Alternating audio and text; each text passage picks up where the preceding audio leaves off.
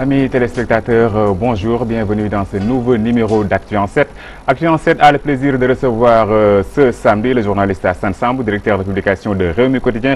Hassan Sambou, bonjour. Bonjour Hassan. Bonjour. Et aussi Abdoulaye Mbow, qui est le rédacteur en chef du quotidien Tribune. Abdoulaye, bonjour. Bonjour à vous et bonjour à mon doyen, ami et confrère Hassan Sambou, avec qui je partage souvent son plateau. Absolument, c'est vrai. Avec vous, messieurs, nous allons analyser l'actualité de ces 7 jours, une actualité qui reste dominée par les débats sur l'insécurité dans le pays avec les cas de meurtre notés dernièrement. Nous allons en parler. Nous évoquerons aussi le Front social qui est en ébullition avec des grèves un peu partout. Mais commençons d'abord avec le Parti démocratique sénégalais.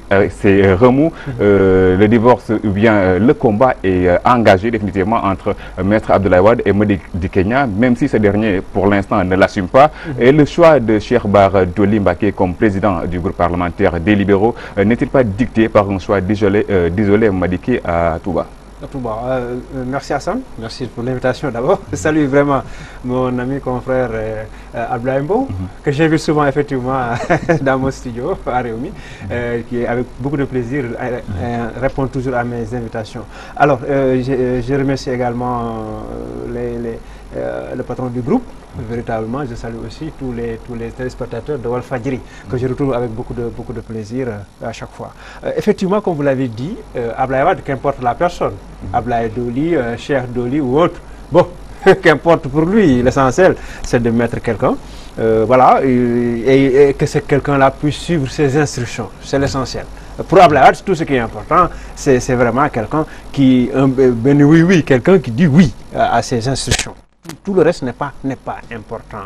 Et donc, véritablement, je pense que vous l'avez dit, il y a une volonté aussi de montrer à Touba qu'il tient toujours à la ville, parce que c'est son bastion électoral, hein, on a l'habitude de le dire, et Madické a été un instrument assez conséquent de la conquête de Touba, et peut-être également d'infiltration, entre guillemets, de certains milieux qui ne sont pas faciles. Et donc, Madické, c'était l'homme Touba de Abdoulaye Wade. Donc, vous imaginez bien qu'aujourd'hui, effectivement, qu'il soit dans cette situation de devoir un tout petit peu s'écarter de Madické, ça posera un problème. Et s'il choisit un Mbacké, peut-être ça pourrait un peu atténuer le choc, même si par ailleurs, bien sûr, les dégâts sont là. Ça, il faut le dire. Donc, je pense qu'il y a une volonté de maintenir Touba. Il y a une volonté également d'avoir quelqu'un qui réponde favorablement à tous ces desiderata, parce que là, effectivement, il est dans un combat. Et ce qui nous surprend, justement, c'est le fait que lorsque vous êtes dans une situation difficile, nous, ce qu'on croyait en stratégie, c'est que vous resserrez les rangs. Malheureusement, que le PDS, dans une situation difficile, est en train de se faire la guerre à son sein d'abord, et ensuite de vouloir faire la guerre à Macky Sall. Cette double rotation est extrêmement difficile comme axe de combat. Alors, toujours pour parler de Cheikh Bara Dolly Mbacké, on se rappelle de ces relations qui n'ont pas été toujours huilées avec Maître Abdoulaye Wade, surtout au moment où Wade était au pouvoir, avec l'organisation des récitals de Coran pour que Wade quitte le pouvoir. Aujourd'hui, il faisait partie des plus grands détracteurs d'Abdoulaye Wade à Touba. Aujourd'hui, Wade le choisit comme président du groupe parlementaire. Qu'est-ce qui se cache derrière? À part, si on entend Hassan, on dirait que Wade veut toujours montrer à Touba que c'est sa base. Madické ne peut rien avoir là-bas. Effectivement, vous avez parfaitement raison et je partage l'avis, l'opinion et la position d'Hassan Sambou, parce qu'en réalité, quand on regarde un tout petit peu les profils qui s'est dégagés pour pouvoir succéder à Maître Madické Kenya à la tête du groupe parlementaire Liberté et Démocratie, en dehors de Mamadou Diop Decroix, je crois bien que Mamadou Lamine Diallo, tous les autres sont en tout cas n'ont pas le profil idéal, le profil adéquat pour pouvoir répondre justement aux aspirations du groupe parlementaire au niveau de l'Assemblée nationale, mais répondre aux aspirations du pape du SOPI. Aujourd'hui, Cheikh Bara Dolly, à mon avis, Wade ne pouvait que compter sur lui après la déclaration de Mamadou Diop Decroix disant qu'il ne cherchait pas et qu'il ne voulait pas de ce poste-là. Maintenant, Madické Kenya, on le sait, très influent au niveau de Touba. On le sait, dans sa dernière déclaration, lui-même a eu à dire qu'il a la bénédiction du Khalif général et qu'il a la bénédiction de plusieurs Mbacké. Maintenant, Cheikh Bara Dolly, fils de Touba, fils de Serigne Touba, petit-fils de Serigne Touba, mais il est évident que cette position au niveau de l'Assemblée nationale, président de groupe, pourra permettre à Abdoulaye Wade de pouvoir contenir cette assise, cette base affective et cette base électorale au niveau de Touba, même si l'on sait que les divisions sont assez profondes, mais Cheikh Mbacké Bara Dolly pourrait en tout cas être le profil qui va aller dans le sens de peut-être de récupérer les frustrés du Parti démocratique sénégalais, ceux-là qui se sentaient un tout petit peu isolés dans le parti, ceux-là qui ne sentaient plus la présence du parti au niveau de Touba. Mais quoi qu'il en soit, Cheikh Mbacké Bara Dolly, à mon avis, il sera là pour jouer le jeu de Abdoulaye Wade. Et jouer le jeu de Abdoulaye Wade, c'est véritablement aller dans le sens véritablement de contrer Maître Madické Niang et de ne pas lui donner une assise assez forte, une assise assez large au niveau de Touba et continuer de devenir, de rester et demeurer le maître incontesté de Touba, parce que quoi qu'on puisse dire, depuis plusieurs années, les élections à Touba, c'est le Parti démocratique sénégalais qui les gagne. Effectivement, le nom de Cheikh... Un petit mot. C'est aussi la fin de l'Assemblée en tant qu'institution technique qui doit travailler dans des dossiers complexes. On met des gens qui, à la tête de groupe, des gens qui ne sont pas forcément lettrés. C'est là où je voulais en venir. Allez-y alors. Donc, le Cheikh Bara Dolly Mbacké, président du groupe parlementaire, n'est pas président du groupe parlementaire. Qui veut? Est-ce que Cheikh a le profil idéal? Peut-il jouer ce rôle pleinement, comme par exemple Madické le faisait? Très bien, j'aurais dû vous laisser poser votre question. J'ai anticipé sur la réponse. Donc, juste pour continuer à dire que ceci, c'est que l'Assemblée nationale, c'est du sérieux. C'est la seconde institution de la République, avec un travail colossal de contre-pouvoir et de contrôle des institutions. Aujourd'hui, on se rend compte que l'Assemblée est en train de déserter ce rôle-là au profit d'un autre, qui est le rôle politicien, le rôle d'un camp de concentration politique où les gens se battent. Voilà. Donc, Cheikh Mbacké a été choisi effectivement dans cette dynamique-là. Donc, l'Assemblée, elle est ce qu'elle est. Aujourd'hui, c'est une chambre d'enregistrement. On l'a dit depuis très très longtemps. On avait rêvé à une rupture, mais on n'en a pas jusqu'ici, parce que c'est vrai qu'il y a la majorité mécanique, mais ça n'explique pas tout. Il y a le mode de désignation du député. Donc, le député pense qu'il est redevable du chef du parti, il est redevable du président, et dès qu'il est à l'Assemblée, eh bien, il doit, n'est-ce pas, se mettre au garde à vous. Et c'est pas ça son rôle. Parce que dans les autres pays où nous avons les mêmes, effectivement, les institutions, les choses fonctionnent plus ou moins en France et autres. Les députés prennent leurs responsabilités. Pourquoi ici les gens ne le font pas? Ben, c'est la question fondamentale. Aujourd'hui, on accentue, Wade est en train d'accentuer le rôle politicien de l'Assemblée au détriment de son rôle de contrôle de l'action gouvernementale. Donc, ce qui est clair, peut-être qu'aujourd'hui, on a deux groupes parlementaires qui, si je ne m'abuse, viennent du bol. Almirou Gningue, me semble, pour venir. Wade aime répondre à ce genre de petits détails qui lui semblent parfois importants au point de vue de l'image. Parce que Almirou Gningue vient aussi du bol de ce bastion-là. Il a voulu aussi mettre quelqu'un en face, véritablement. Wade réagit un peu comme ça. Et je pense que c'est la préoccupation fondamentale. Aujourd'hui, on se rend compte que cette Assemblée, si on la dissolvait aujourd'hui, eh bien, ça n'aurait aucun impact négatif sur le fonctionnement du pays. Et c'est ça qui est dommage. Et moi j'ai été particulièrement dépité par la députée nommée élue hier, 8e vice-président en lieu et place de Pape Diop, lorsqu'elle disait où sont les milliards, où sont les belles voitures, où sont les belles maisons. Moi, j'en avais pas. Aujourd'hui, il faut que j'ai le pouvoir pour pouvoir avoir. Cela veut dire quoi?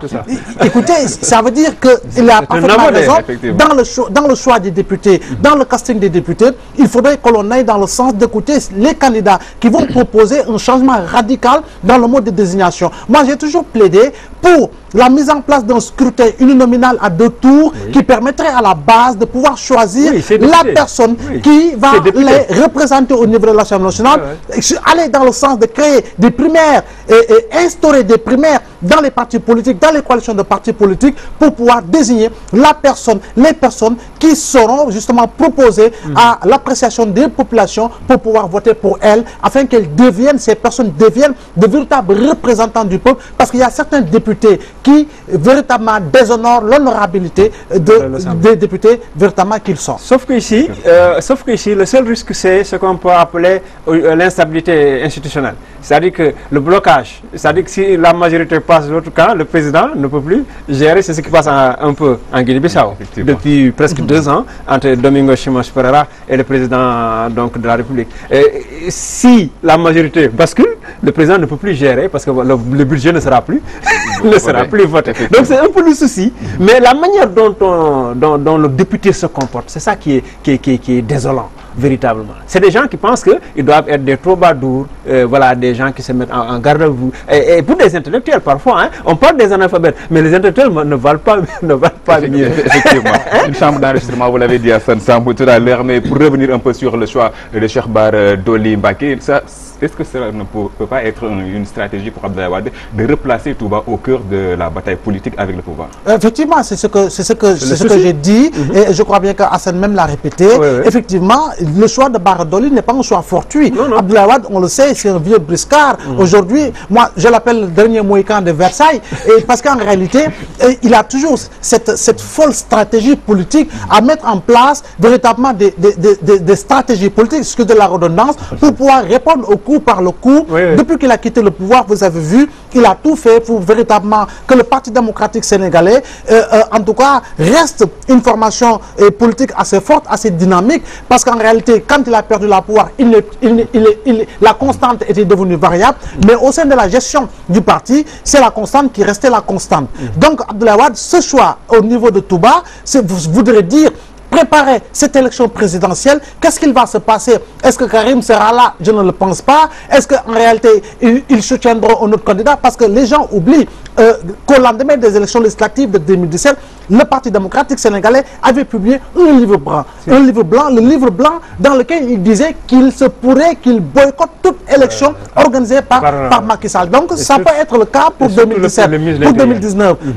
Donc, choisir Serigne Mbacké Bara Dolly, c'est véritablement aller dans le sens de continuer à avoir une assise politique au niveau de Touba, avoir un porte-voix véritablement valable au niveau de Touba, quelqu'un qui pourrait véritablement discuter avec les plus hauts dignitaires de Touba, quelqu'un qui sera également écouté par les populations de Touba et par les talibés mourides, qu'ils soient à Touba ou qu'ils soient hors de Touba. Donc c'est un choix qui a été bien calculé, et je crois bien qu'au niveau du groupe parlementaire, comme Hassan l'a dit, étant donné que les choses sérieuses sont évacuées, aujourd'hui Serigne Cheikh Mbacké Bara Dolly pourrait et pourra jouer véritablement ce rôle dévolu, qui voudrait qu'il soit un président de groupe, mais avec une casquette beaucoup plus politique que véritablement institutionnelle. Voilà. Alors, Serigne Cheikh Mbacké, sauf qu'ici, il y a un petit souci.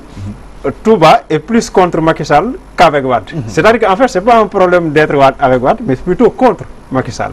Macky Sall doit travailler un tout petit peu pour plaire un peu à Touba, entre guillemets. Mais en réalité, je pense que le problème, le souci, c'est qu'il y a un certain divorce, un hiatus entre les gens de Touba et le pouvoir de Macky Sall. Et on ne sait pas trop pourquoi. Mais en tout cas, apparemment, il n'est pas très bien aimé. Quelque que ce soit avec Wade, qu'il soit avec d'autres, il me semble que Touba n'est pas encore prêt. En tout cas, ce sera la guerre des petits-fils, hein, parce qu'il y a certains petits-fils qui sont au niveau. Il y a même un Mbacké Dolly, un Mbacké Dolly, d'autres qui sont avec Macky, etc. Et les Serigne Hassan qui seront avec probablement Maître Madické Niang. Donc ce sera la guerre des petits-fils, quoi qu'on puisse dire au niveau de Touba. Alors avec cette guerre des petits-fils, Cheikh Mbacké fait partie de ceux qui ont signé la lettre envoyée à Maître Abdoulaye Wade, qui est la cause aussi de la brouille du premier clash entre Madické Niang et Maître Abdoulaye Wade. Aujourd'hui, ce même Cheikh a repris des propos en disant Karim est mon candidat. On avait juste envoyé cette lettre pour dire à Abdoulaye Wade ce qu'on pensait, pour avoir en retour sa position. Aujourd'hui, il s'est rétracté après avoir été nommé ou bien élu président du groupe parlementaire. Wade a donc réussi son coup. Effectivement, il a réussi son coup. Wade, il a réussi son coup le jour où véritablement il a répondu à la lettre envoyée par les signataires dont on parle. Parce qu'en réalité, jeter en pâture ainsi Maître Madické Niang sur la place publique, mais écoutez, c'est calculé également. Politiquement, c'est calculé. C'est une stratégie politique, à mon avis.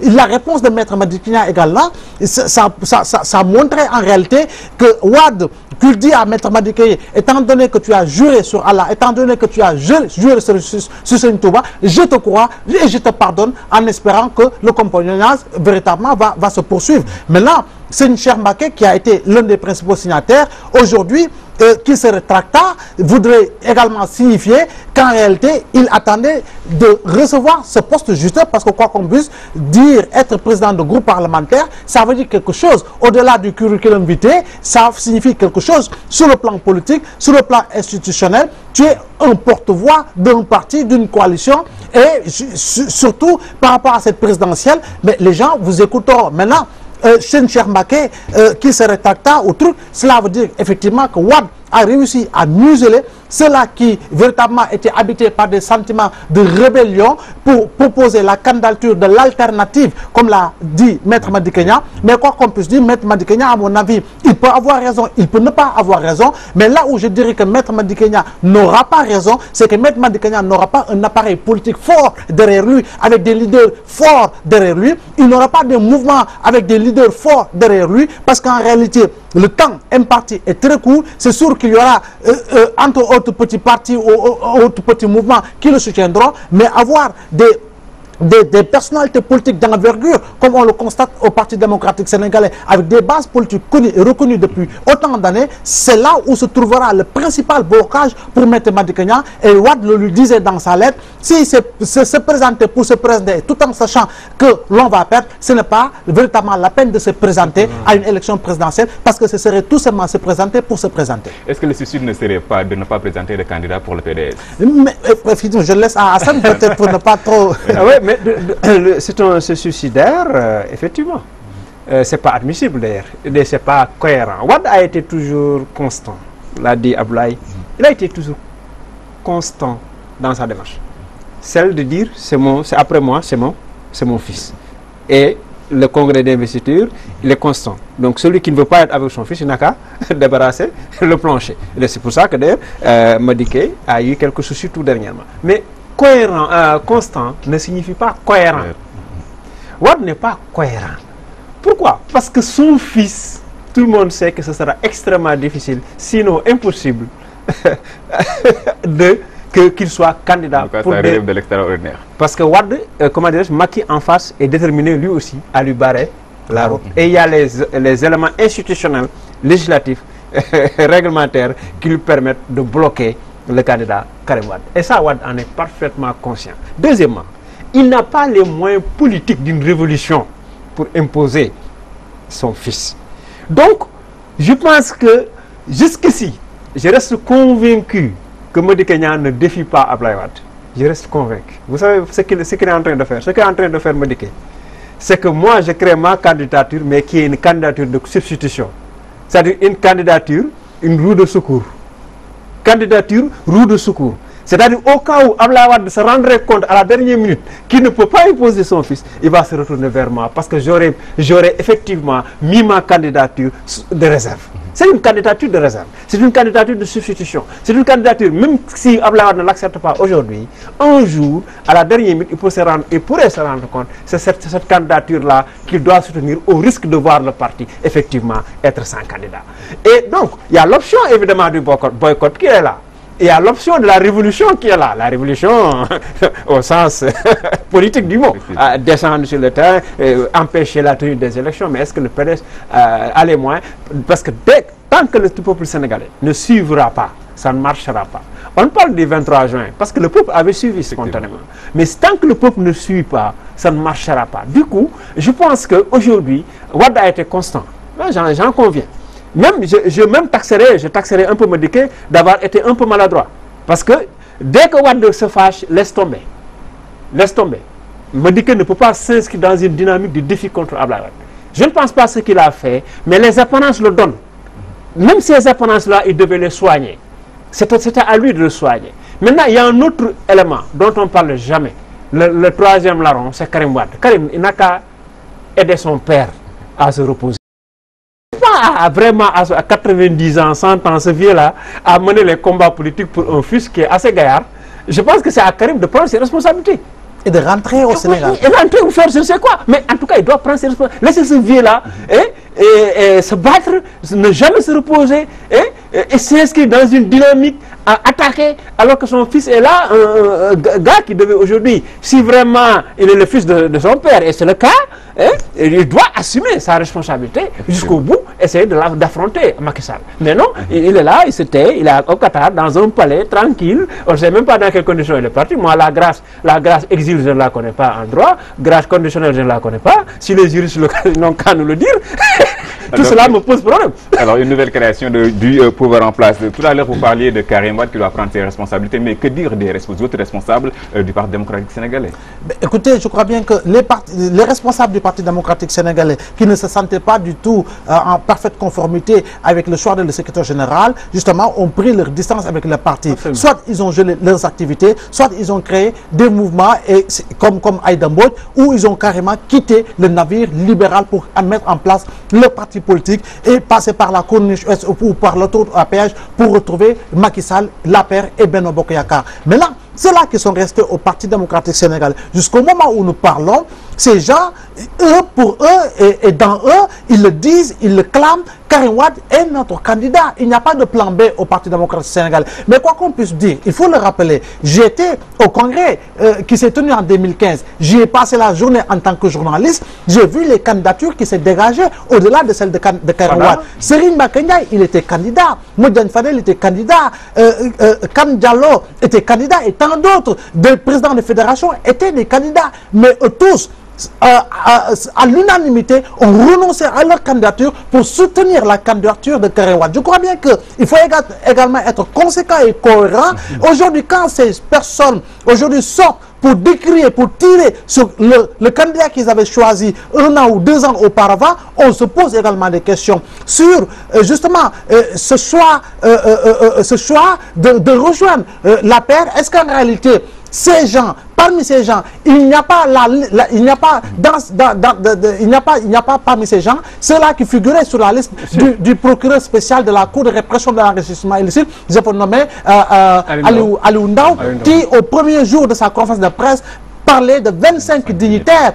Aujourd'hui, est-ce qu'il n'y a pas des rapports qui étaient sous les coudes et qu'on a remué pour pousser l'un ou l'autre à rejoindre ou pousser l'un ou l'autre à se présenter à une élection présidentielle pour aller dans le sens de casser totalement le Parti démocratique sénégalais, parce qu'il me reste à l'image, il me reste à l'esprit cette fameuse phrase de Macky Sall, président de Benno Bokk Yakaar et de l'APR, qui disait, je vais réduire, je le cite, je vais réduire le prochain à sa plus simple expression. Mais quand on voit ce qu'il s'est passé dans le dossier Khalifa Sall, quand on voit ce qu'il s'est passé dans le dossier Karim Wade, on est encore en droit de se poser des questions s'il n'y a pas de compromission pour aller dans le sens de dynamiter des candidatures, pour aller dans le sens de dynamiter des partis politiques qui peuvent effectivement créer une vague d'adhésion, de réveiller les foyers dormants pour aller dans le sens de soutenir une candidature qui pourrait éventuellement mener Macky Sall au second tour. Donc, c'est autant de choses que l'on peut se poser.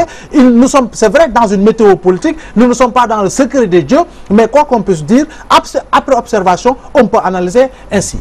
L'analyse de Abdoulaye Mbow rejoint un peu les propos de Maître Abdoulaye Wade qui parle de candidature téléguidée par Macky Sall. Écoutez, Macky Sall travaille beaucoup dans ce sens. C'est un secret de polichinelle. C'est pas pour rien que Moussa Sy a baissé les bras. C'est pas pour rien que le maire de la Padoua Diop a baissé les bras. C'est pas pour rien que Braya critique maintenant Abdoulaye Wade et Karim Wade. Sur les 19, Khalifa Sall, il ne lui reste que 7 mairies. Oui, les 19 gagnés c'est ça, c'est-à-dire il y a un travail intense sous fond d'exhibitionnisme financier. Il y a beaucoup d'argent en jeu et des propositions de postes. Je peux même avancer certains chiffres. Les gens parfois mettent sur la table 100 millions si c'est un gros poisson. Donc les gens partent. Les gens partent parce qu'il y a de l'argent. Il y a des gens maintenant qui partent d'une façon soft, d'une façon plus intelligente, en créant soi-disant un parti, soi-disant un mouvement. Mais en réalité, ils rencontrent Macky Sall. D'autres personnes vont au niveau des impôts et domaines prendre des titres fonciers de terrain. Nous, on peut avancer des noms. Donc, véritablement, il y a un travail intense qui est en train de se faire. Et ce travail peut-être ne touche pas tout le monde, parce qu'il y a des gens qui résistent. Abdoulaye Baldé a résisté. À la dernière minute, il n'est pas parti, parce que le Conseil économique et social lui était réservé. On attendait, c'est pour ça qu'on attendait à mettre en place le Conseil économique et social. Et on lui proposait 30 millions par mois et des avantages. Abdoulaye a finalement résisté. Et qu'est-ce qui s'est passé quelques minutes après? On s'est mis dans son groupe à phagocyter, à essayer de récupérer des gens. Vous vous rappelez? C'est le même travail qui est en train d'être fait. Et Abdoulaye l'a dit, le bâton, la carotte, etc. Pour certains, c'est les pressions, la CREI, tout ça. Pour d'autres, eh bien, on donne de l'argent. Et donc, certes, beaucoup de personnes sont en train de céder. Et quelqu'un m'a dit, on a discuté, m'a dit, d'ici décembre, il n'y aura plus de PDS. Alors, effectivement, parce que notre projet, oui, c'est que des transhumants travaillent à faire transhumer des libéraux authentiques. C'est le drame. Parce qu'en réalité, notamment, il y a des responsables du parti, en fait, d'anciens responsables du Parti démocratique sénégalais qui, notamment, se déplacent dans d'autres maisons pour retrouver d'authentiques responsables du Parti démocratique pour les convaincre à transhumer. Donc, cela veut dire quoi? Il ne faut pas oublier jusqu'en 2012, Wade était entouré par la convergence autour du président de la République pour le 21e siècle, la CAF 21, avec plus de presque 200 partis politiques.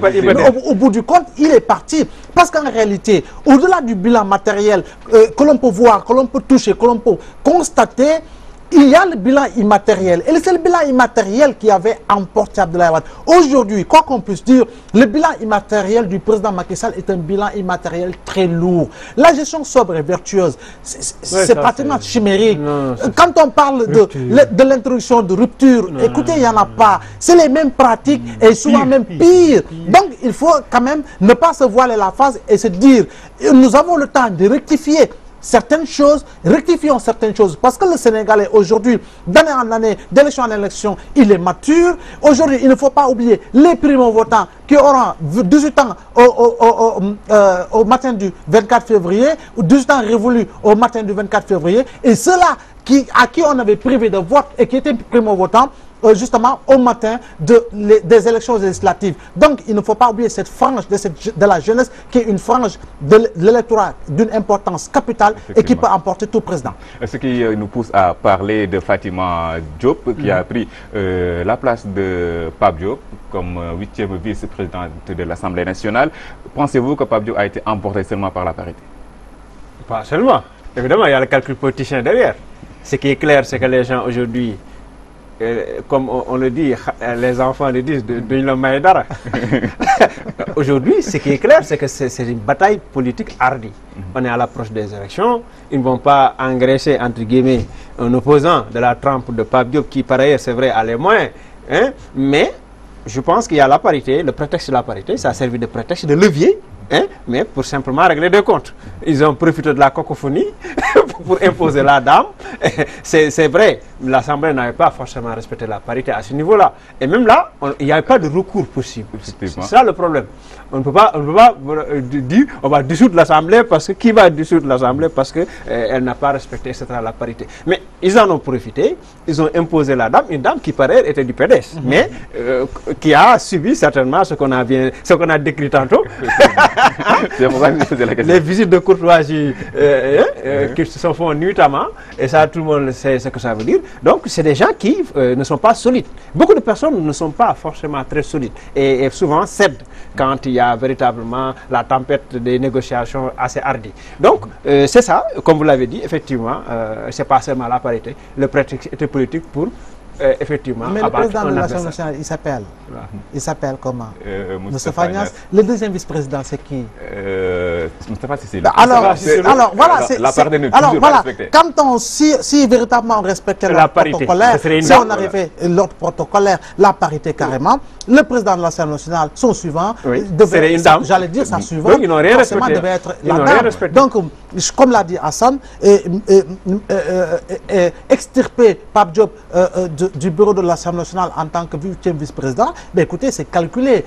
Est-ce que Niasse se sentait à l'aise lorsqu'il faisait face, lors des réunions des présidents, est-ce qu'il était à l'aise lorsqu'il faisait face à celui qui a été pendant 2 mandats de fait constitutionnel du président Abdoulaye Wade, président de l'Assemblée nationale d'abord, ensuite président du Sénat, est-ce que lui-même il était à l'aise? Est-ce que Niasse était à l'aise lorsqu'il faisait face à Pape Diop, qui était ancien maire de Dakar, qui aujourd'hui est candidat à l'élection présidentielle et qui va en découdre avec son mentor? Donc c'est autant de choses et on peut se dire qu'en réalité c'est calculé et cette dame dont vous faites allusion, moi c'était la première fois que je la voyais, c'est la première fois que je l'entendais parler des 165 députés, ce qui veut dire et qu'elle a répondu justement à ce compromis de compromission. Absolument. Parce qu'en réalité elle a montré à travers sa déclaration qu'elle était intéressée par les strapontins, qu'elle était intéressée par les sinécures, qu'elle était intéressée que par les prébendes et que véritablement elle ne joue pas réellement, naturellement son rôle de représentante du peuple, mais plutôt de représentante de ses poches. Effectivement, elle a dit carrément, je le cite, j'assume ma proximité avec le pouvoir. Cela veut dire que le pouvoir a joué un sale coup à l'opposition. Absolument. Le pouvoir ne cesse de le faire. L'opposition tente de suivre. Mais Macky a bien appris à l'école de Wade. Hein? On rêvait de rupture, président jeune, né après les indépendances. Mais quand tu es entouré de dinosaures, de la vieille garde qui était là depuis Senghor, hein? Vous avez des réflexes classiques, pour ne pas dire rétrogrades. Non, non, le Sénégal, c'est pour ça qu'il y a un phénomène Sonko en quelque sorte. Ce n'est pas la personne de Sonko, mais le Sénégal rêve de rupture, de quelque chose de nouveau. Macky Sall semblait l'avoir incarné à un moment donné.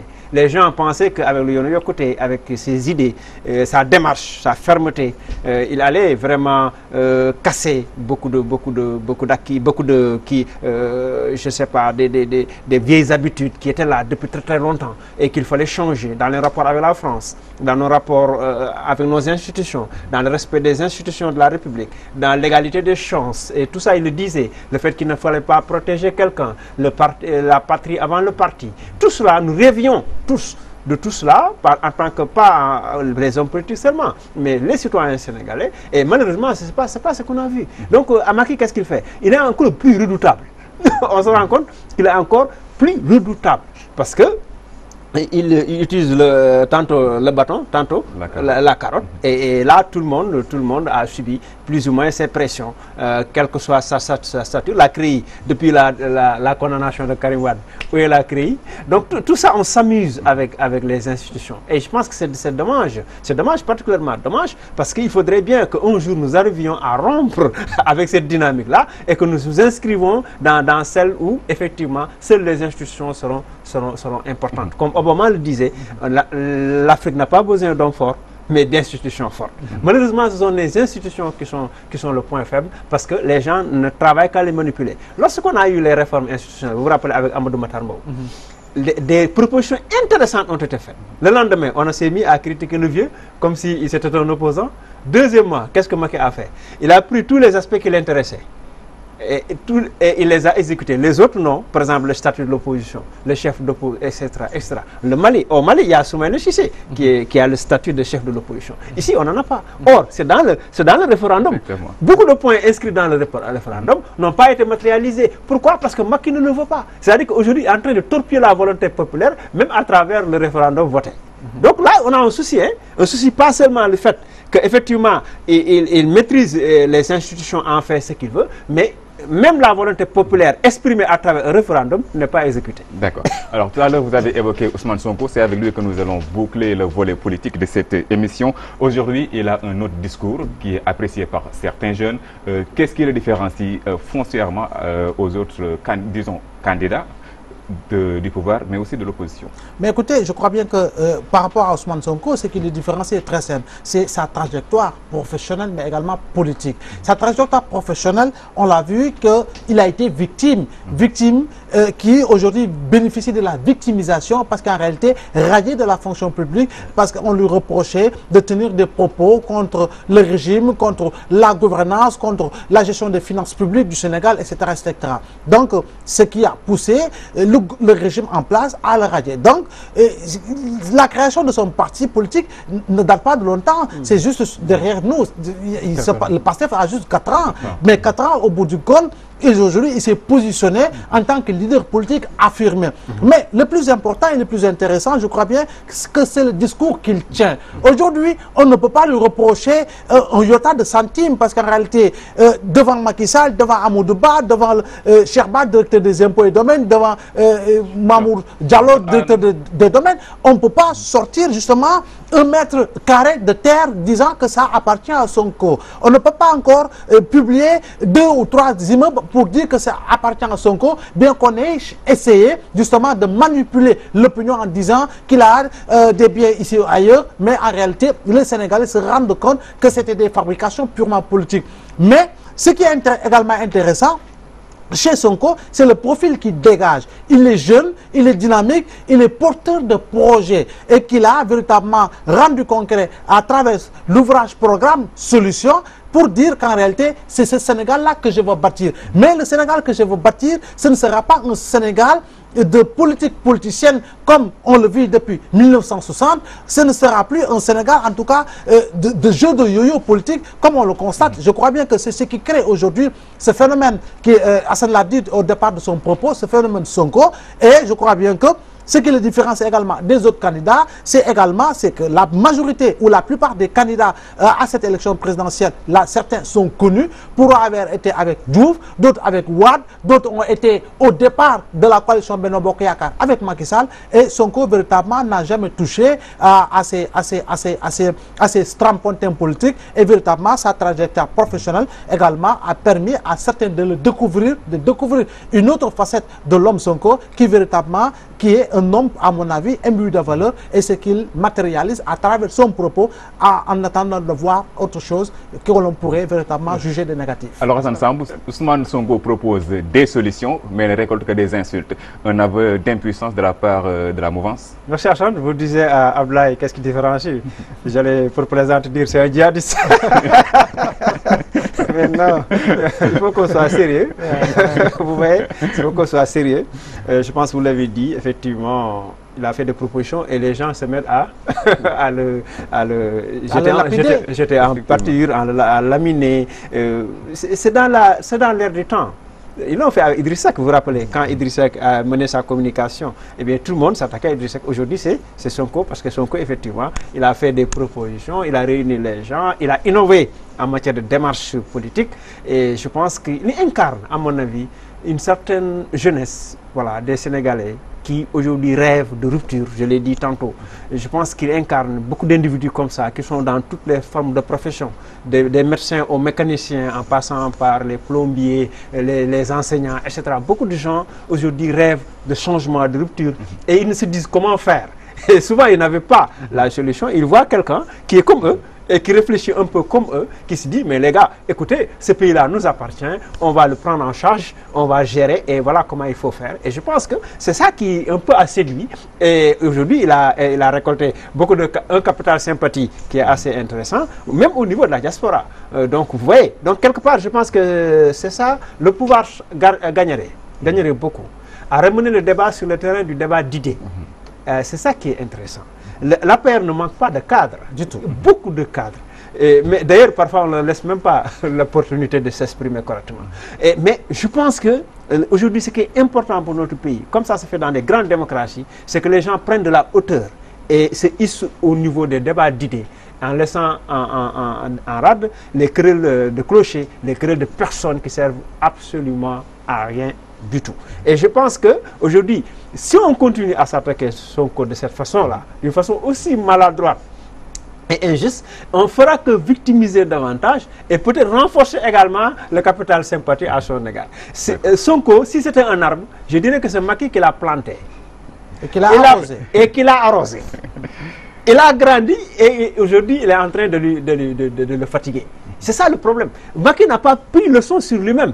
C'est parce que Wade l'a éjecté de cette façon-là de l'Assemblée nationale que les Sénégalais étaient fâchés, qu'ils ont voté pour lui, qu'il est devenu président de la République. Eh bien, c'est parce que Sonko a été éjecté de son poste et qui est un poste assez intéressant. Tu as fait des études, c'est fatigant tout ça. Tes parents t'aident, tu fais des études. Pour arriver à un certain niveau, on se débarrasse de toi parce que tu émets des idées. Et je pense que ça, c'est extrêmement grave. Si Macky continue dans cette dynamique, si les agents de la paix et du pouvoir et également leurs acolytes continuent dans cette dynamique-là, Sonko va créer une très grande surprise ici. Et c'est eux qui ont créé le phénomène. Alors, tout à l'heure, Hassan Sambo parlait de capital sympathie gagné par Ousmane Sonko. On est à 4 mois des élections. Est-ce qu'il peut transformer le capital sympathie en électeur? Oui, c'est possible et c'est fort probable même. Mais le plus important, c'est véritablement ne pas se dire j'ai 70 000 followers sur YouTube, sur tout. En réalité, ça peut berner carrément l'entendement et la compréhension du candidat et de l'homme politique. Je crois bien qu'il faut aller dans le sens de transformer ce capital sympathie en capital d'électeurs, en capital d'électeurs potentiel, mais pour cela, il faut multiplier les sorties sur le terrain, il faut être présent sur le terrain, il faut aller dans les coins les plus reculés du Sénégal, parce que Macky Sall l'avait compris en 2008, entouré d'anciens maoïstes, lui-même ancien maoïste, il avait mis en place la politique de l'encerclement. On le sait pertinemment pour ceux-là qui ont fréquenté les partis de gauche, ils savent de quoi je parle, parce qu'en réalité, encerclé par la campagne pour véritablement investir la ville. Et ça a été réussi par Macky Sall entre 2008 et 2012. Je crois bien que Sonko devrait aller dans le sens de mieux dynamiser, justement de mieux gonfler ses rangs, de mieux massifier son parti politique, de mieux choisir de hauts responsables, de bons profils au niveau de PASTEF, ceux-là qui pourraient également être des porte-voix de la voix qu'il est et qui pourraient également parler à sa place et convaincre justement un pan important de l'électorat sénégalais. Et justement, c'est ce qui permettra de transformer ce capital sympathie en véritablement potentiel électeur en 2019. Et surtout ne pas faire d'erreurs de communication. Évitez les erreurs. Si commet des erreurs... Alors, amis auditeurs, si vous venez de nous rejoindre sur la 99.fm, vous êtes en train de suivre votre émission Actu en 7. Nous sommes sur ce plateau avec Abdoulaye Mbow, qui est le rédacteur en chef du quotidien Tribune, mais aussi Hassan Sambou, directeur de publication de Réumi Quotidien. Nous allons parler de l'insécurité qui règne au Sénégal depuis quelque temps. Ali Ngouille a-t-il failli à sa mission? C'est la question que j'ai envie de poser. Ce serait trop dire. À mon avis, l'insécurité telle qu'analysée règne dans tous les pays, parce que tout de même, il n'y a pas 100% sécurité dans aucun pays du monde. L'impératif sécuritaire, là, s'impose à tous les gouvernements du monde entier. Et c'est vrai que dans le traitement de l'information, les médias, les faits divers, on le traite de telle sorte que parfois tu as l'impression que tout le monde va être tué. Toutes les femmes seront tuées comme l'a été malheureusement Madame Sagna. Et donc, quelque part, je pense qu'il y a des efforts qui ont été faits. Et ça, il faut d'abord des efforts dans le recrutement, des efforts également dans le déploiement. Malgré tout, il y a beaucoup de failles. Il y a beaucoup de failles. Et j'en relèverai notamment le fait que, pour moi, il n'est pas admissible que dans un pays comme le Sénégal, qu'on paye des voitures pour des députés, pour des gens à ne rien faire, des institutions où les gens ne font rien, pas forcément à l'Assemblée, mais d'autres institutions, et on ne paye pas des voitures, suffisamment de voitures pour les gendarmes et les policiers pour au moins des patrouilles. Nous avons besoin de patrouilles de police, et j'espère que le directeur de la sûreté nous entend. Nous avons besoin de patrouilles de police et de gendarmerie qu'on puisse les voir à tous les coins de rue. C'est extrêmement important que les voitures, avec des radios, avec tout, c'est possible. Que les gens puissent circuler dans les quartiers. C'est important ça, qu'on les voit. Si on a pu acheter des voitures blindées, oui, on peut le faire. On peut le faire. On peut également mettre un peu partout des caméras de surveillance. Je pense que l'idée a été agitée par Macky Sall. Vous vous rappelez, lors de son discours il y a quelques mois de cela, il avait dit qu'il y aura des caméras de surveillance. Tout ça, c'est important. On ne peut pas mettre un policier derrière chaque citoyen. Et parfois, c'est des actes spontanés comme ça, de meurtre, les gens commettent comme ça. On ne peut pas annihiler le phénomène à 100%. Mais on peut le réduire, on peut le maîtriser davantage si le déploiement sécuritaire est mieux réfléchi. À mon avis, il y a des failles Et ces failles permettent aux criminels de se déployer davantage. Parce que si, dans certains milieux, d'ailleurs, il y a l'éclairage à Dakar. Dakar, c'est sombre. C'est terrible, c'est sombre. Vous allez en centre-ville, vous circulez, même en centre-ville, parfois, c'est très sombre. On a des lampes, parfois, qui ne sont pas allumées.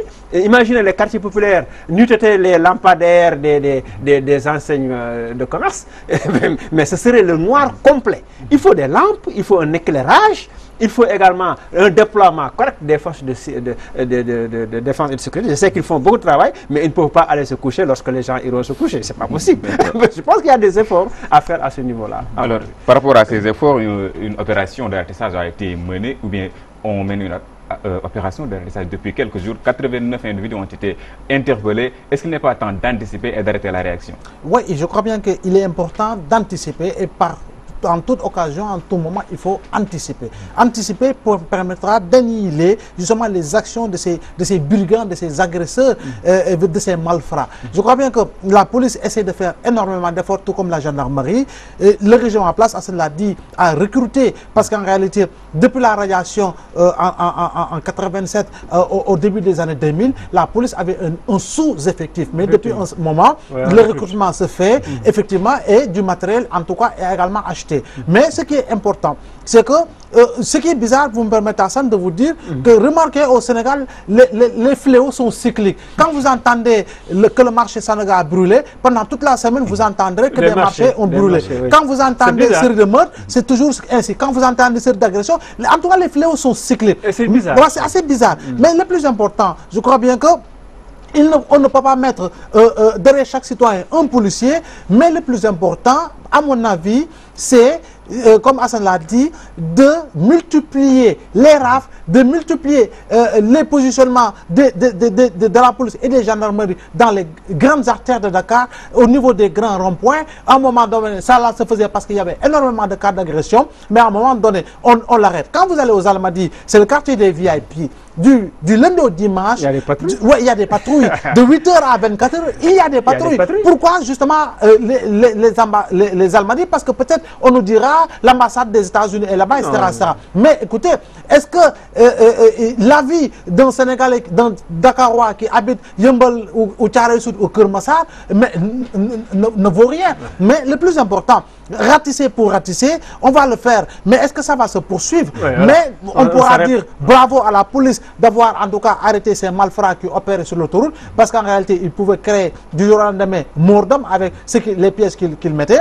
Mais il faut que moi, je demande au pouvoir public de donner beaucoup plus de moyens conséquents aux forces de police et de gendarmerie. Véritablement, de doubler même le salaire des policiers et des gendarmes pour qu'en réalité, qu'ils se sentent beaucoup plus en sécurité eux-mêmes pour pouvoir assurer pleinement la sécurité des populations. Mais il n'est pas normal qu'à Dakar, que du lundi au dimanche et à n'importe quelle heure, que des jeunes roulent à bord de scooters armés de machettes et de coupe-coupe pour véritablement s'en prendre à d'autres citoyens. Il est impératif que le président et le ministre de l'Intérieur et le Premier ministre y réfléchissent, parce que quand on veut interdire des séries de manifestations, dans chaque coin de rue, vous verrez un camion de gendarmes rempli, un camion de policiers rempli, parce qu'en réalité, on veut étouffer tout foyer de tension au niveau des différents quartiers de Dakar. Effectivement. Alors, il y a un commissaire qui disait que le terrain est... sur le terrain, il y a deux individus, le policier et le délinquant. Si l'un abandonne le terrain, l'autre l'occupe. Aujourd'hui, est-ce qu'on peut dire que la police a abandonné le terrain?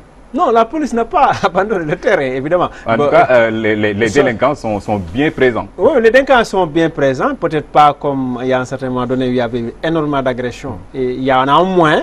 Effectivement, les gens opèrent, mais je dis, il y a un déploiement qui est déficient.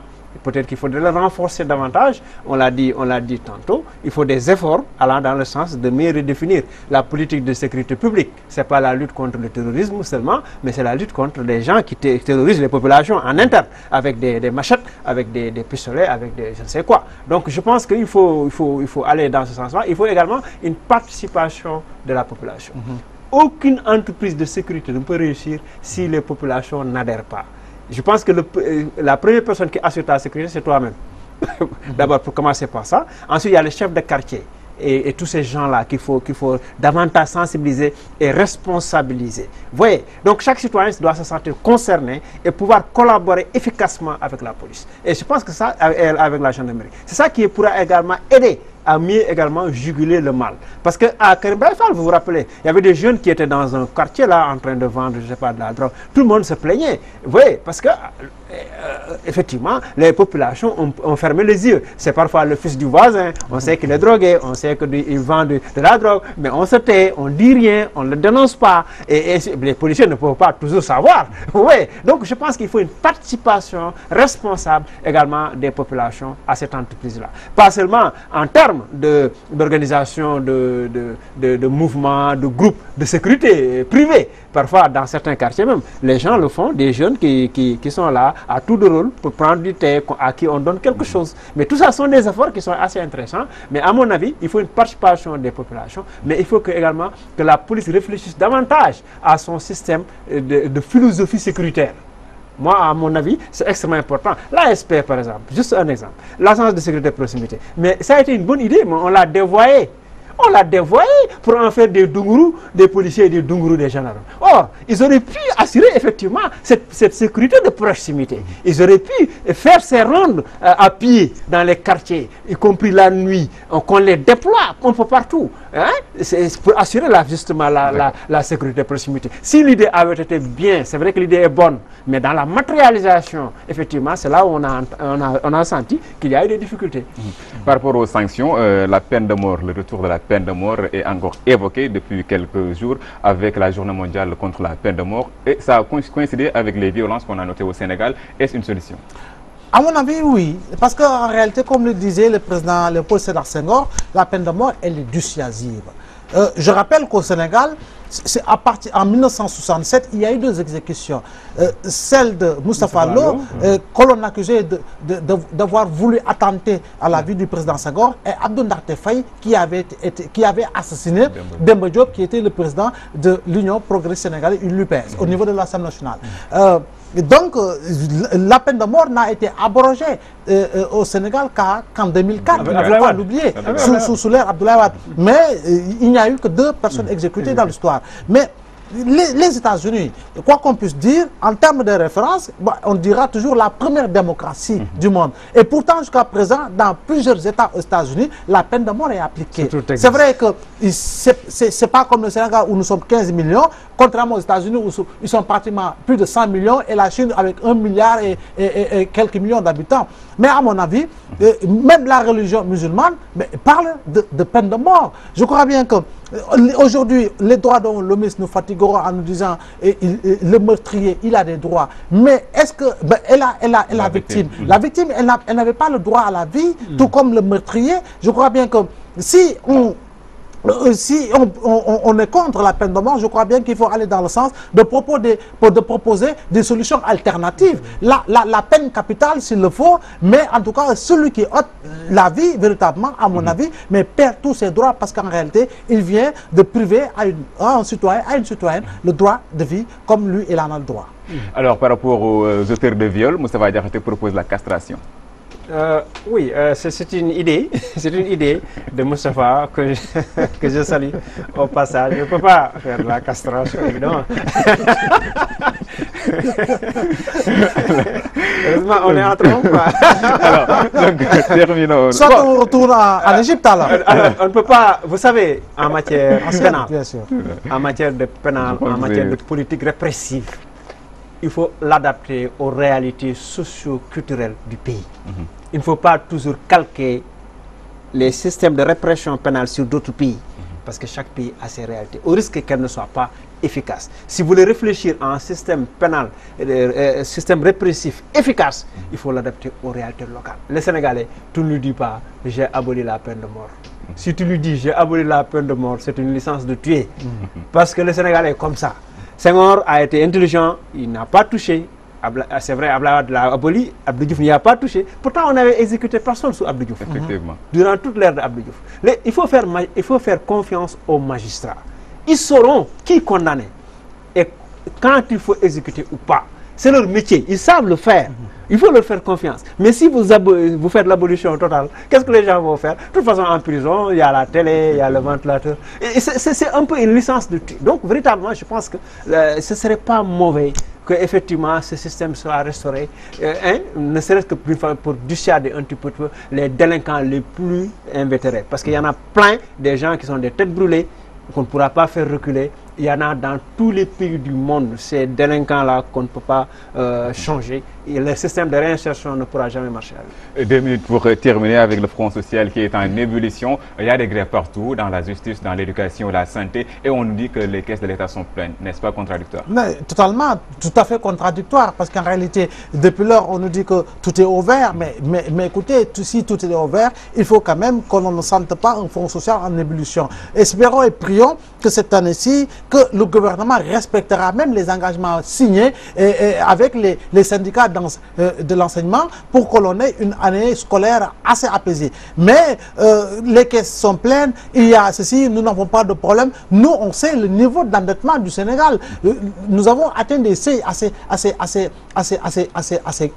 graves. Aujourd'hui, en janvier 2019, on se prépare pour aller vers un second club de Paris. Donc, je crois bien que l'histoire des eurobonds, les nombreux emprunts obligataires, mais si véritablement tout était ouvert, on n'en serait pas là. On nous parle d'un taux de croissance de 7%, alors que l'on sait pertinemment, nous avons un taux de croissance extraverti parce que la majorité de ceux-là et de ces entreprises qui réalisent cette croissance-là sont des entreprises françaises, chinoises, turques, marocaines. Le Sénégal n'y a qu'une infime part. Donc, l'argent que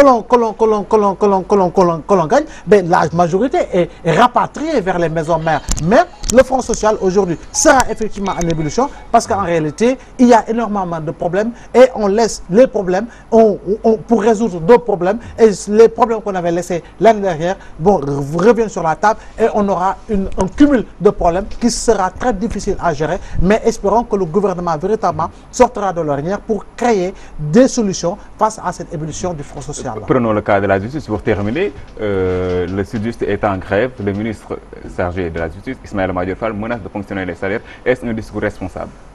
Oui, ça ne va pas en tout cas dans le sens de l'apaisement. Si vous menacez, les gens se radicalisent. Et c'est de bonne guerre. C'est ce qui s'est passé. Et voilà. Et si vous menacez, les gens se radicalisent. Ce n'est pas une bonne stratégie en tout cas. Donc ce qu'il faudrait, c'est effectivement que les gens essaient de discuter. C'est vrai qu'à l'approche des élections, tout le monde en profite. Hein. Ils mettent le turbo pour avoir le maximum d'acquis. Bon, c'est de bonne guerre, c'est une stratégie. Il faut que les gouvernements le sachent. Maintenant, ce que je voulais ajouter, c'est qu'on ne peut pas prendre notre argent, en faire de la campagne électorale et prendre l'argent des contribuables de nos amis de l'étranger pour créer des écoles et des hôpitaux. Il faut qu'on soit responsable. Cet argent-là qu'on réserve là pour donner aux gens, pour faire transhumer, pour des campagnes électorales à n'en plus finir là, l'argent public, on doit l'investir. Les écoles privées, par exemple, les établissements de supérieur privés, 4000 étudiants qui sont expulsés. Mais c'est un souci grave. Donc il faut aller dans le sens, effectivement, de mettre cet argent-là, voté, l'argent public, et qui doit servir à l'investissement. Je ne parle pas de dépenses de fonctionnement. Je parle de dépenses d'investissement. Ces dépenses-là soient investies effectivement dans le social pour régler ces genres de problèmes-là, les problèmes sociaux, les problèmes de statut, les problèmes des travailleurs de santé, les problèmes de... Et ils sont nombreux. Et tout le monde savait qu'il y aura un effet domino avec l'histoire des enseignants. Que effectivement la santé, la justice, les gens n'allaient pas se laisser faire. Parce que les enseignants sont radicalisés à fond et eux, ils attendaient de voir comment le gouvernement allait réagir. Mais donc, je pense que le message que je lance, que chacun fasse preuve de responsabilité quand même. Il ne faut pas pousser le bouchon trop loin. S'il y a des acquis, essayez quand même d'essayer de régler le problème, d'accepter des compromis. Chacun doit faire un effort. C'est vrai que le gouvernement doit faire un effort, mais il faudrait de la part des grévistes également que des efforts soient faits, ne serait-ce que pour maintenir un service minimum. Parce qu'aujourd'hui, il y a des soucis par rapport aux malades, il y a des soucis par rapport à ceux qui veulent avoir certains actes judiciaires pour régler certains problèmes. Je pense qu'il faut un service minimum. Il faut également accepter un certain nombre de compromis. Hassan Samb, je rappelle que vous êtes le directeur de publication du quotidien Réumi Quotidien. Merci à vous. Merci Hassan, c'est un plaisir. Merci à vous, Abdoulaye Mbow, rédacteur en chef du quotidien Tribune. tribune. Je vous remercie. Ça a été un plaisir de partager le plateau avec Mais mon c'est doyen partagé, Ablaye. confrère Hassan Samb. C'est toujours un plaisir de vous retrouver. Merci à vous, amis téléspectateurs et amis auditeurs de la radio-télévision Walfadjri. Merci pour la fidélité. Excellente suite de programme sur Walfadjri.